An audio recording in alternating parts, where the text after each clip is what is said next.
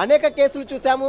ఒక ఎమ్మెల్యే రాజాసింగ్ సంబంధించిన కేసులో కావచ్చు, చాలా మంది కేసులో కావచ్చు. ఇటీవల కాలంలో బీఆర్ఎస్ సోషల్ మీడియా ఇన్ఛార్జ్ అరెస్టులో రిమాండ్ రిజెక్ట్ చేసిన కేసు. కానీ ఇది మాత్రం చాలా సీరియస్ అఫెన్స్, ఎందుకంటే కాగ్నిజబుల్ అఫెన్స్ కాబట్టి. అంటే ఒక వ్యక్తి మహిళ మృతికి ప్రధాన కారకుడు అయినటువంటి అల్లు అర్జున్, అందుకు సంబంధించినటువంటి అన్ని ఎవిడెన్స్ కూడా పోలీసులు సేకరించారు.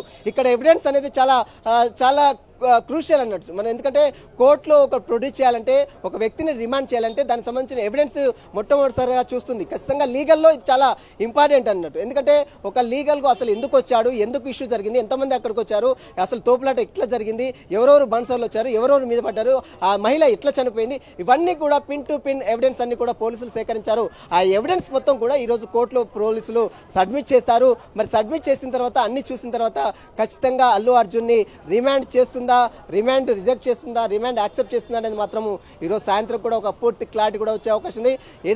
ఏదేమైనప్పుడు కూడా ఒక పాన్ ఇండియా లెవెల్లో దూసుకుపోతున్నటువంటి అల్లు అర్జున్ని ఒక్కసారిగా పోలీసులు అరెస్ట్ చేయడంతో, చిక్కడపల్లి పోలీసులు, అది కూడా హైదరాబాద్ లో అనేక సినిమా రిలీజ్ అయ్యాయి, అనేక సినిమా ప్రీ రిలీజ్ షోకి, స్పెషల్ షోకి అల్లు అర్జున్ వచ్చాడు, చాలా మంది వచ్చారు, చిరంజీవి వచ్చాడు, అల్లు అర్జున్ వచ్చారు, పవన్ కళ్యాణ్, చాలా మంది వచ్చారు. కానీ ఎక్కడ కూడా ఒకరు చనిపోయినటువంటి దాఖలా కూడా ఇక్కడ చోటు చేసుకోలేదు. మొట్టమొదటిసారిగా పుష్ప 2 4వ తారీఖు, ఈ నెల 4వ తారీఖున రాత్రి 10 గంటల సమయంలో ఒక్కసారిగా అల్లు అర్జున్ రావడంతోనే ఆ మహిళ రేవతి అనేటువంటి మహిళ చనిపోయింది. ఆ కుటుంబం మొత్తం కూడా తీవ్ర శోక సముద్రంలో ఉంది. ప్రస్తుతం ఇంకా వాళ్ళ బాబు కిమ్స్ హాస్పిటల్లో స్టిల్ నవ్వు కూడా ఇంకా ట్రీట్మెంట్ తీసుకుంటున్నటువంటి పరిస్థితి మనం చూడొచ్చు. కానీ అల్లు అర్జున్ కేవలం ఎక్స్రే చేయిస్తాము, ఖచ్చితంగా కుటుంబాన్ని ఆదుకుంటామని చెప్పి చేతులు దులుపుకుంటే సరిపోదు, కానీ కాదు అని ఆరోపణలు కూడా వినపడుతుంది. ఎందుకంటే పోలీసులు చేసే ప్రాసెస్ వేరు. పోలీసులు ఏదంటే చట్టం ముందు వాళ్ళు డబ్బులు ఇచ్చాము కాంప్రమైజ్ అంటే ఊరుకోరు, కానీ వాళ్ళు చట్టం ముందు అందరు సమానులే. ఎందుకంటే పోలీసులు చేసే ప్రాసెస్ పోలీసులు చేస్తారు. కేసు నమోదు చేశారు, అతన్ని అరెస్ట్ చేశారు. ఈరోజు మరి కాసేపులోనే అతను వైద్య పరీక్షలు నిర్వహించి కోర్టులో కూడా ప్రొడ్యూస్ చేస్తారు. ఇది పోలీసులు చేస్తున్న ప్రాసెస్. ఎందుకంటే లీగల్గా అంటే చట్టం ఎలా చెప్తుందో ఆ విధంగానే నడుచుకోవాల్సిన బాధ్యత పోలీసుల మీద ఉంటుంది. కానీ ఇక్కడ వాళ్ళు ఇక్కడ మేము డబ్బులు ఇచ్చాము, ఇక ఏం కాదు, కేసు కాదు, ఏం కాదు, ఏమంటే కోర్టులో చూసుకున్నాం అని పోలీసులు అటు అల్లు అర్జున్ చెప్పినప్పుడు కూడా ఇక్కడ మాత్రం పోలీసులు మాత్రం ఊరుకునే ప్రసక్తే లేదని మనకు చాలా స్పష్టంగా అర్థమవుతుంది. ఈరోజు అల్లు అర్జున్ అరెస్ట్ విషయంలో కూడా అదే జరిగింది. ప్రస్తుతం అల్లు అర్జున్ మాత్రం ఇంకా పోలీస్ స్టేషన్లో ఉంచారు, పోలీస్ స్టేషన్లోనే ఇంకా విచారిస్తున్నారు.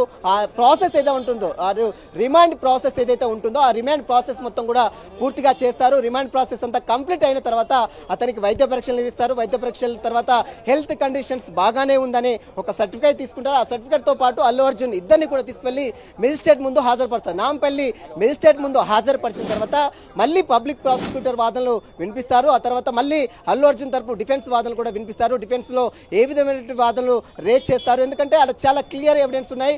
అల్లు అర్జున్ రావడంతోనే మహిళ మృతి చెందింది అనేది పోలీసుల వర్షన్. కానీ అల్లు అర్జున్ ఇప్పట్లో ఇది ఒక్కసారి రావడం కాదు, ఇంతకు ముందు కూడా అనేక సార్లు వచ్చారు. కానీ ఇంతకు ముందు వచ్చినప్పుడు ఎక్కడ కూడా ఎవరు చనిపోలేదు.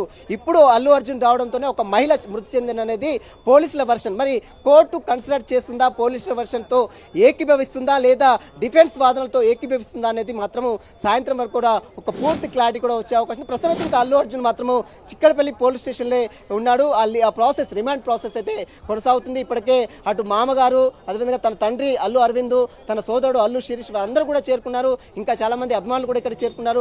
వారందరినీ కంట్రోల్ చేయలేందుకు పోలీసులు కూడా పకడ్బందీగా అన్ని ఏర్పాట్లు కూడా పూర్తి చేశారని చెప్పవచ్చు. సతీష్, అంటే సునీల్, అంటే పెట్టిన సెక్షన్లు కానీ అలాగే ఇన్సిడెంట్లో అల్లు అర్జున్ ప్రమేయం ఇవన్నీ చూస్తున్నప్పుడు మీ అంచనా ఏంటి? ఎంతవరకు ఈ కేసు నుంచి ఆయన బయటపడే అవకాశం ఉంది? అసలు బయటపడతారా? ఎస్, మనం చూడొచ్చు సతీష్, ఒక వ్యక్తికి మృతికి కారణమైనటువంటి, ప్రత్యక్షంగా మృతికి కారణమైన, పరోక్షంగా మృతికి కారణమైన ముద్దాయే. ఖచ్చితంగా మనం చూడొచ్చు. మనం లీగల్గా, మీరు కూడా లీగల్గా చదివారు కాబట్టి చెప్తున్నాను, మీరు కూడా తెలుసు కాబట్టి అనేక అంశాలు లీగల్గా ఖచ్చితంగా ఎవరు ఎంతటి వ్యక్తులైనా సరే ఖచ్చితంగా చట్టం ముందు అందరూ సమానులే. కోర్టు ఎంతటి వారినైనా ఉపేక్షించే పరిస్థితే లేదు. ఎందుకంటే మనం గతంలో అనేక మందిని చూసాం.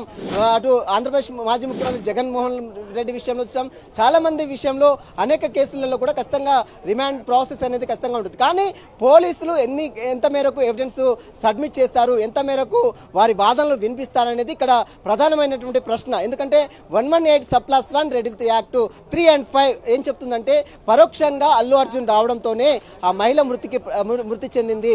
ఆ మృతికి ప్రధాన కారణము అల్లు అర్జున్ అనేది పోలీసుల వర్షన్. ఈ వర్షన్ ని రుజువు చేయాలంటే అంటే కేవలం సెక్షన్స్ ఆల్టర్ చేసి కేవలం ఇతనిపై నమోదు చేసాం సెక్షన్స్ అంటే సరిపోదు. అందుకు సంబంధించినటువంటి ఎవిడెన్స్ కూడా కోర్టు పరిలోకి తీసుకుంటుంది.